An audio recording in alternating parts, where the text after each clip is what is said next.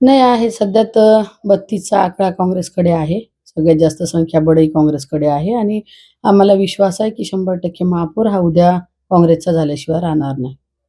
असा काही फॉर्म्युला ठरलाय?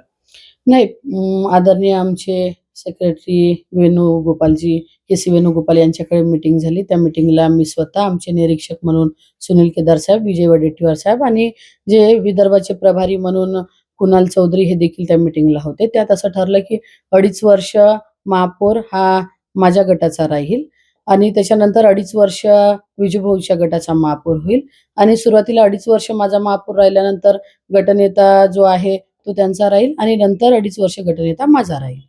असा फॉर्म्युला त्या ठिकाणी ठरला. जे काही सोबत येणारे मित्र पक्ष आहे, मग कोणाला उपमहापौर किंवा स्टँडिंग कमिटी हे ज्यांना ज्याच्या मागणीनुसार जे द्यावं लागेल ते देऊन सत्ता स्थापन करायची असा फॉर्म्युला त्या ठिकाणी दिलेला ठरला होता.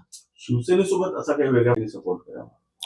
नाही, पक्षश्रेष्ठीने याच्या संदर्भात आम्हाला देखील सांगितलं, की संख्याबळ हे काँग्रेसचं असल्यामुळे मित्र पक्षांना सोबत घ्यायचं असे देखील आदेश वरून आम्हाला आहे.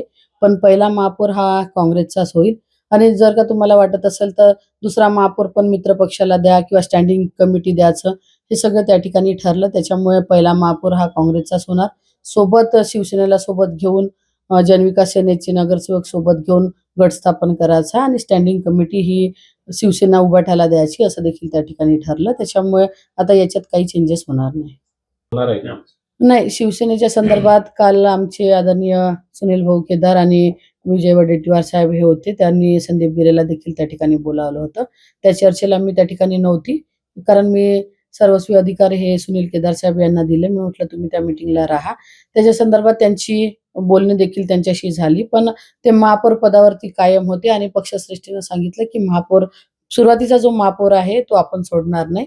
त्याच्यामुळे मग त्याच्यानंतर आता का भूमिका घेते परत त्यांची आता बैठक आहे. त्या बैठकीत का निर्णय होते त्याची कल्पना मला अजून नाही. तो निर्णय झाला की मी आपल्याला कळवेन.